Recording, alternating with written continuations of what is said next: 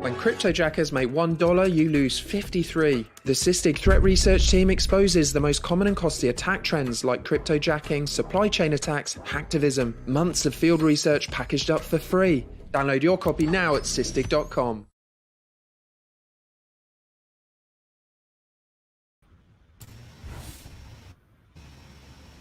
Hello. Hello! We're in! Yay! What's up? I like that animation. Did you do that? That was very cool. I did not do that, but I did participate in the process.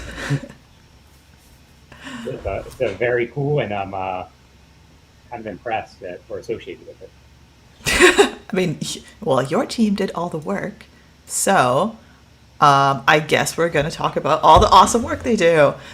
Maybe we should introduce ourselves in case people don't know who we are. Hi, my name is Anna. I am the Director of Thought Leadership, like it says on the tin there. I've been at Sysdig for about a year. Before that, I was at Gartner, writing and saying smart things about DevOps, DevSecOps, containers, Kubernetes, security operations, vulnerability management, you name it. I know lots of things, clearly.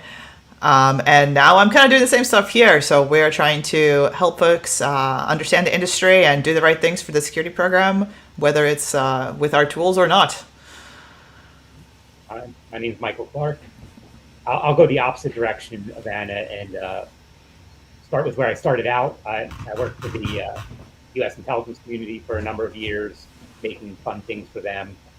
I worked at a threat intelligence platform company called Threat Quotient and Rapid7 in their incident response consultancy group. But I also worked at Gartner, where I was lucky enough to work with Anna and other very smart people. And that kind of led me to Sysdig, where I run the threat research group. He says that modestly, as if running the threat research group is just casual business. It could be worse. Okay, we're going to talk off the threat research group, though, because they are amazing and they do extremely cool stuff. Tell us what the cool stuff they do is. You know, like every other threat research group, we just kind of sit around and watch Reddit or about it. We're actually a pretty big team now. This year we've grown into the teams, so we have a bunch of people who contribute to our research efforts, but we have people from all sorts of backgrounds and different geographical areas. We have other people from the intelligence community. We have people from other vendors, a contingent in Italy that comes from consulting, penetration testing backgrounds, blue team backgrounds. So we have a really advanced team, and we also have a bunch of machine learning, data science experts who are also considered part of that research. I think at least two of them are doctors and do all sorts of math that I don't understand, but they have helped contributed to our machine learning efforts in measurable ways. So we have a very fun team. It's true. You know, your ML team is awesome when they're like way smarter than you. Yeah, they're almost all of them are smarter than me, which is a little sad, but good. That's how it should be. You're just the manager, right? Can we do a shout out, because we have a promotion actually that was just announced? So yes, so Stefano, I would try to say his last name, but he knows I can't say it either. Chierici. It's very Italian, but he is promoted to a technical lead manager, and is well deserved. He has been the core of this threat research program since before I got here, so he's taking up more responsibility, and can't wait to see how it goes. And then we also have some open recs, because we are always hiring, and you should work with us because we're awesome. And Mike will tell you what we're hiring for right now. We're actually looking for a vulnerability researcher, someone who wants to build a program around vulnerability research in the EMEA area. So we already do some of that, but we need to really step up our game in that area, and we could really use some help. So trying to hire for that. So if you love cloud-native vulnerabilities, or hate, I don't know, call us. All right, so the real thing we're going to talk about is actually the threat report, which Mike's team put together this year. It is our first one, but it's pretty cool. And I guess I'll give a brief intro to what the deal is. So basically, because we are a cloud-native security company, the threat report focuses specifically on cloud targeting, container targeting, Kubernetes targeting types of threats, which is kind of new and exciting because we hear a lot about the sort of mythical impending doom of cloud threats, but we don't hear that much tangible sort of content as to what those threats are or what one should do about them. So I think we'll actually open with the very compelling number of how much money this costs people. So let's talk cryptojacking first, Mike. You want to tell people what cryptojacking is in case they don't know? Sure. It's without going too deep into Bitcoin and blockchains, it's basically using the processing power of whatever system you get on to mine these crypto coins and then trade them for something of other value, cash or other currencies down the line. So it's basically doing this illicitly, though. So getting on a cloud instance or a regular server and just running these programs behind the scenes and really running up costs in terms of electricity or cloud service bills. Yeah, so I guess the deal is that you wouldn't really do this on your own infrastructure because it's not very efficient. But if you can steal the infrastructure, then you just make free money on someone else's dime. Yeah, graphics cards are most commonly used for this sort of thing. But for an attacker, they'll take whatever processing power they can get, and CPUs are good enough. But as you said, it's very inefficient to do in the cloud and on CPUs generally. So that's why you see that even just for $1 earned, it can cost the victim $53 in cloud costs. But they don't really care because it's not their money. They're not paying the bills. So the attacker doesn't care. It's still free money. So I guess, do you have to pay the bill if it's your cloud account, or is AWS just kindly forgive you, or what's going to happen? We have seen things be forgiven, but it's still your bill, and if they decide not to forgive it someday, you'll owe whoever your provider is hundreds of $1,000s possibly. So it's not just a nuisance. I think is a lot of people approach crypto mining as nuisance malware or commodity malware. It's another way people talk about it, where you just delete it, wipe the system, and start over. This malware can get very expensive very fast, this cryptojacking type malware. So you really need to be looking out for it. Okay, so are these folks that are doing this stuff, are they really sophisticated APT level bad guys, or is this just any nerd in a basement kind of thing? It's always hard to tell who to attribute this to. People are getting smarter all the time, and all the tools we have, you can automate a lot. But we've seen definitely advanced adversaries like Team TNT and others who have been really industrialized the process of deploying these crypto miners and managing them. So it can be one person, but if they're they can script enough and have enough risk tolerance, they can easily scale this up very far just with one person. So oh, you said risk tolerance though, so I'm curious what you mean. What are there things they can do that are particularly likely to get them into trouble, or is this kind of a risk-free crime? It is, I don't think I've ever heard of anyone getting arrested for crypto mining. So right now it's kind of risk-free compared to other ways you might make money in computer crime, like ransomware. There's definitely been in the news about, law enforcement pursuing people conducting ransomware. Whereas with crypto mining, it's much more anonymous and much less impactful, and you can still make money. So the risk of law enforcement coming to get you is lower. It's not zero, of course. And I'm sure it just takes one serious incident to change that. But right now it's relatively risk-free compared to other ways. Speaking of incidents, somebody would like to know if we have ever seen this happen to a customer of ours. We have seen indicators that this has happened. It happens in different ways, though. So one way is the exploitation of containers or other services to install something. The other is stealing API keys and things like that, and then leveraging those keys to create new instances. So we have seen those new instances get created, and it's especially impactful for that because they just try to spin up as many instances as fast as they can and run up your bill as fast as they can. So they may create dozens of new EC2 instances that have crypto miners installed, and just until your credit card or whatever limits kick in, it'll just keep running up the bill. So yeah, this does happen quite often to people. Okay, but side note, then it can be mitigated, right? So maybe, well, you talk about how we mitigate it, or how in general people can protect themselves and catch this stuff. Yeah, I mean, typical security hygiene is always first step. Don't Just don't stay run off the multiple internet; it'll be services. fine. A lot of threat reports show that it takes like 20 seconds or whatever for something vulnerable on the internet to get compromised.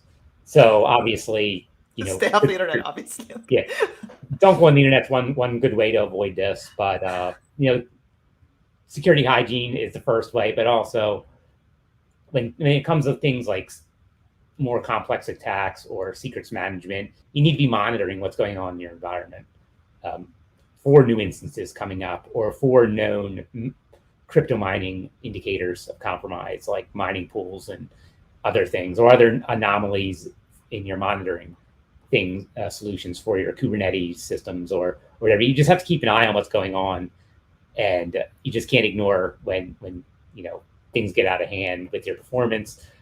And so it's just typical hygiene and threat detection to some extent. You make it sound so easy. It's easy. Simple. I will plug the machine learning team again, though, because they built a crypto miner detection system for us, which is pretty cool because it specifically is able to catch cryptojacking, because crypto miners actually are fairly predictable in their behavior. So like it's not like BS magic machine learning. It's actually a pretty straightforward supervised algorithm, but it's really cool because it does find these things and blocks them pretty quickly if you want. We are not the only ones to do that, but that is one method of actually detecting and blocking them as they appear, which is pretty cool. Miners are interesting because they just sit in the background and do math.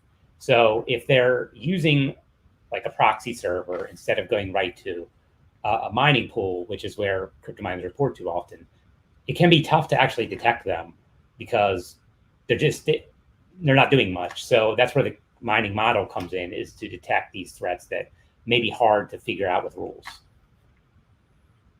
Yeah.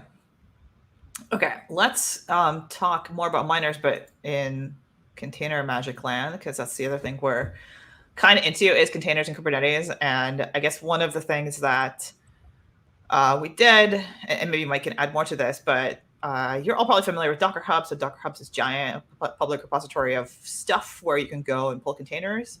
You can use it privately to store your own stuff. You can upload your stuff for random people to download, or you can download official stuff that's in there from like Red Hat or Ubuntu or whatever official images. So there's tons and tons of stuff in there, and new stuff gets uploaded all the time. I think our number we saw was like 10,000 new images per day or something show up. So these guys did an analysis of like what's in those containers to see if there was anything like interesting, scary, or malicious. And actually what they found is just a boatload of crypto miners, unsurprisingly, and then a boatload of other things like embedded secrets. So maybe start with like, why are the crypto miners in images? Is this like crypto miners people are running for themselves? Are these crypto miners people are hoping other people will run for them? Like, what's the deal? Sure. Yeah. And Docker Hub, I don't say, isn't the only one. There's a lot of public repositories out there, and kind of ever since anyone shared anything, someone took advantage of it for their own entertainment or criminal purposes. And this is just kind of next evolution of abusing that. And crypto mining is by far the most. But the interesting thing about it is a lot of them are fairly blatant that people might use for their own purposes. But a lot of are disguised as other legitimate software packages. Like we've seen PyTorch containers that are actually crypto miners, and Chrome related ones, and all sorts of things. So they are trying to sneak them in wherever they can, because like any little bit of compute they can get their hands on will make them money. And then the other categories get to be interesting because like you can also make money this way with crypto miners, but if you can also gain entry into an organization through these containers. So if a developer just does Docker, create and then some random repository, who knows what they're actually getting? I mean, I wish we could all say that we've inspected everything that we've run with Docker, but I don't know if anyone can actually say that. I'm sure I'm guilty of it too when experimenting with things. And these are the way attackers can get in is by putting malware in there, or even embedded secrets. Like they could put SSH keys into the authorized into the key files for your SSH daemon. They could do AWS credential changes while in the repo and all sorts of things. So there's a lot of ways, because you're basically running an entire software platform when you install one of these. So there's a lot of ways it could go wrong. Okay, but we actually don't know if the embedded secrets are all maliciously placed or just people making dumb mistakes and leaving their passwords in, which I guess can have the same negative outcome, because once they have your keys, they can come at you. And if we can see keys, so can the attackers. So that's it's very dangerous. And at Sysdig, we have a feed that has all these images that have bad things in them, and we will alert on them being loaded and let response actions be taken. So none of these malicious images can accidentally get into the things monitored. Yeah, so I guess that's bringing up the point of how do you avoid this? I mean, presumably the first step is, like you said, just be careful what you're pulling. Yeah, and then threat detection is monitoring is the next part. So a lot of what we'll talk about really comes back to visibility. You have to be able to see what's going on in all of your networks, whether on-prem or cloud, to be able to stop things. So you need visibility into what your containers are doing to really understand, because you can do things statically. You can examine the Docker file, but until it starts running, you won't really know what it's doing. And we have, a dynamic sandbox, which we use to help gather this information too. So we do get some runtime information, but you need kind of both static and dynamic to understand and then protect yourself. Got it. So you guys actually assess all these images for both statically and dynamically to identify if there's weirdness, and then you add them to your feed if anything's found in either scenario. So it isn't just a static scan of exactly. It's much more than static, but it's an important component of it. But yeah, and if you're not a Sysdig customer or what have you, you should still be doing kind of standard vulnerability analysis to whatever extent you can get the SBOM out and figure out what was included, right? And then do things like use signed images if that's possible, and etc. CI/CD pipeline security best practices, as they say. And another area on here that's interesting is the hacking part. So a lot of people have, including attackers, have started to see the value in containers and use them to conduct their, nefarious operations. So they'll use Docker and Docker Hub to share what they've made. They'll use containers to run their malware, to run their scans, operations. So they've leveraged DevOps just as we have in production for legitimate companies. So they're right there along with us. I mean, why not? It's a business model, right? You just got to get the best technology that you can. Yep, and they let them scale everything up on their end too. Although that maybe is a good place to move on to our last part of the report, which is about exactly that kind of thing, about how quickly you can sometimes pivot. So this has to do with was actually aligned to a geopolitical issue, right? So as you guys all probably know, there was the beginning of the war in Ukraine at the end of February of this year. And so what we noticed is that there's actually a spike in the activity that we see in our bad guy monitoring system, I will call it, is associated with that event. Do you want to explain what happened, Mike? Sure. So we have a fairly large honeypot network, like many security research teams do. But one of the things we saw was, the day after it started, the amount of installs of denial of service-based malware versus crypto mining-based malware, which was the previous most popular, it shifted quite a bit. So the amount of DDoS malware, as you can see in that graph there, spiked quite a bit. And it was mainly, people wanting to get involved with the hacktivism causes on either side. So they turn these botnets they have and try to get access to new systems so they can help participate. And that's kind of what we saw right after the conflict. And this kind of pivots over to containers as people did release containers that were already set up to conduct denial services for whatever side they happen to be on.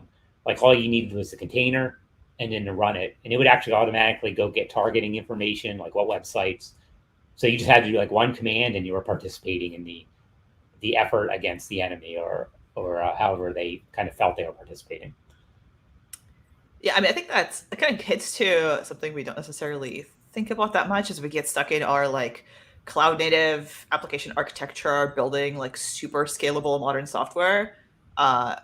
The thing that is at the root of all of it is the containers are meant to be easy to use, right? So like anybody with very little understanding of IT or tech can actually just like write a couple commands as instructed and become part of a botnet or execute some whatever like applications in that box without even knowing or caring what it does. And all it takes is like a few lines of instructions through Telegram, right, or whatever they're using. Exactly. And I mean, this has always been somewhat possible, but it is so much easier with containers for anything more than just like a single program. That if it involves more than one step, a container makes it very easy. Yeah, and the other piece to it is like to the point of automation and just pivoting is, so you said this spike occurred around this time frame, and it was a huge spike, but then it basically faded out, right? Like they eventually got bored of this at some point and went back to crypto mining. Yeah, over time we've seen it kind of be like the majority crypto mining again. So I think like many causes, there's initial excitement at first to participate, but as months go on, people lose interest and or need to pay the bills or whatever their situation may be for why they're doing crypto mining. Their hacker bills. Yeah, pay the gas bill so you can keep your electric bill, I guess, so you don't turn your internet off. It's hard to hack without the internet. Cool. All right, so is there anything else about, well, the one thing we didn't say is we did see, 150,000 people at least pull this specific. Yeah, there were a number of containers, and when you add up how many downloads there were, it was like, well, it was 150,000. So there was definitely a lot of participation, whether people knew they were participating or maybe people's infrastructure was being used by the point infrastructure was participating without their consent. Yes, it's very possible too. But that's not a substantial number. Like if we assume they're all volunteers, I guess, I don't know if we ever have any metrics on how many people on average are willing to subscribe to crowdsource a hacking campaign. I think it's growing a lot. I don't think there's any official metrics, but I think it's just increasing. You can just see like their Telegram channel. I forget the metric, but there was tens of thousands of people in these Telegram channels wanting to participate. So it is being popular. Yeah, and make it easier to jump in is just more scale. Yeah, and it was sanctioned by the governments too, which was crazy. That's true. Yeah, we didn't really talk about the politics. Maybe we'll talk about the politics a little bit. But we don't usually see governments asking for cyber warfare help, and maybe we have, and this first time I've noticed it. But in my career, it's like the first time I ever really noticed that crowdsourcing effort led by governments to bring in these third-party people from all over the world. Yeah, I mean, it's kind of fascinating from even like a world politics perspective because we don't know where these people are, right? These folks who are participating in this DDoS campaign, they could be in any country, and that country could be friendly or not friendly to the government asking for help. So in theory, previously, it was much more unlikely that like citizens of some random country would go help with an attack during war with a different country. Yeah. And here it's like, anything goes. Your company could be helping if you haven't, locked things down enough without you knowing. So you could be unknowingly participating in one of these operations if they've infiltrated and started using your resources. You could literally be helping the enemy. Yeah. So gotta watch out. Okay, there's another question that I think is generally a question about cloud attacks. And the question is, are you starting to see more sophisticated cloud attacks? Or is it all kind of script kiddies?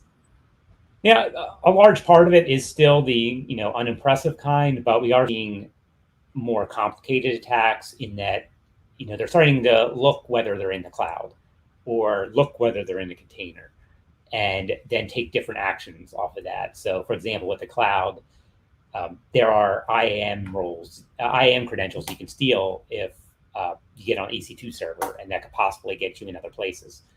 They're starting to look for these things, which wasn't very common a few years ago. So they're becoming more aware of their surroundings and the potential if they can get access to these other resources, which leads back to the getting access by a credential that lets you create instances. Like getting access to one vulnerable system is great, but if you can get access to create as many as you want, that's be very lucrative. Got it. Cool. I wonder if they specialize in like a particular cloud provider or something. Like there's AWS expert hackers and the Azure. Oh yeah, hackers. we've seen specific things for AWS, specific things for Alibaba. So there are definitely specialties where these attackers, build stuff in, assuming a certain cloud service provider. That is, painful, but also kind of awesome in its own way, I guess. All right, let's maybe do our takeaways and chat about these for a while, and then hopefully more questions come in or people control us or something. So we touched on all this already, but we're going to sort of try to wrap up with some conclusions and maybe some advice.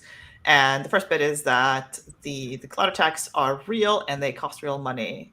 So it's not like some impending mythology that you should be generally afraid of. Now it's actually been kind of quantified and shown to be a legitimate, impactful thing to your business. Like I said, the number we found was that for cryptojacking particularly, to get $1 for a criminal, you got to spend $53 of your cloud bill, which is pretty expensive because they don't care and they will keep massively automating and scaling that stuff to their heart's content. What do you do about that? How do you not get stuck with a bill? So yeah, we kind of said like security hygiene, threat detection, general monitoring of your infrastructure, possibly cyber insurance, although all the caveats in those policies, you have to really check to see if they'd help you. And it's only a matter of time until the service providers get tired of footing the bill. Yeah, I mean, cyber insurance is the same issue as the providers, right? Like if they find that they're losing too much money on people not protecting themselves, they're just going to write a clause that says we don't cover this anymore because it's your job to protect yourself. Right. So at some point, you got to actually make sure that your security is robust enough that you don't end up in either of those bad situations. The second one is containers as target and tool. So that's to the point that, kind of like we mentioned, some of these embedded secrets could be people making mistakes that attackers are going to abuse. Some of them could be attackers intentionally leaving things in there for you to not notice, and then they can sneak into your system. There's certainly exploitation of container systems through supply chain in other ways, these crypto miners that are hidden for you to find and so on. And then they're using the crypto or the containers themselves to scale their DDoS operations or their crypto mining operations or whatever other things they're doing in the cloud, because why not? It's fast and easy and automated and fun. So I'm guessing the answer is kind of the same, right? Like you gotta do the supply chain security things that we've been talking about for a while now, like scan your stuff, make sure you have some way to attest that the stuff you're deploying to production is safe, or I guess stay off the internet. Maybe just don't go on the internet. And then the runtime element, right? Because you're saying that in many cases you can't tell what's going to happen until you actually deploy the thing. Yeah, exactly. And it's not just a cloud kind of threat either, because how many people use Docker on their desktops?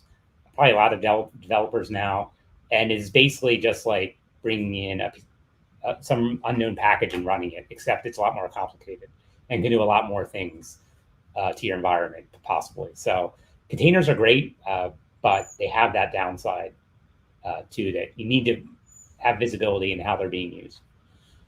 And attackers love them too, apparently. Yeah, attackers. Which the last point is that the attackers love them for the same reasons we love them, and it's that all these benefits of scale and automation, they help anyone who wants to use the tech. Like the tech's neutral; it does not take sides. So on the one hand, we really want our customers to succeed at building amazing things and securing those amazing things with amazing tools. But also you have to understand that the bad guys are going to use all the same tech with all the same benefits to help them come and break your amazing things that you're building. So you have to make sure that you are cognizant of what they're doing and how they're doing it and why. And so you should spend all of your time reading Mike's team's content, because that's what they do, is they talk about the threat landscape and all of the crazy stuff that happens in cloud, to help you understand how to defend yourself. Yeah, and we're pretty technical too, so hopefully it's not too rough to read. And it's been a very interesting time to learn about containers and cloud, and how the future will look now that attackers are starting to be aware of Kubernetes and containers and all these other things. So it'll be an interesting future. It's an exciting time to be alive. And there's or terrifying. I don't know, terrifying time to be alive. Repercussions for cryptojackers. As we say, it's really tough to track down who's doing cryptojacking, because they use these things called privacy coins too, which make it more difficult to track them as where the currency goes. And oftentimes it still doesn't lead to a person, like unless they goes to an accredited institution where they have the know your client set up. It'll be really hard to determine who ended up checking out who ends up turning something into cash eventually. So it's really hard to track them down, and if it may end up costing a lot more to track them down than it can. You're not going to get the money back. So it's often difficult to justify the expense. But like I said, I think there'll be eventually a case too egregious that somebody will do that'll cause changes in regulations, in tooling, and things like that. Cool. Well, I hope that was entertaining, or at least informative. If there are any more questions, we will stay on for a few seconds and answer them. And if not, then maybe you'll catch us next time we decide to come talk about the cool stuff that we do.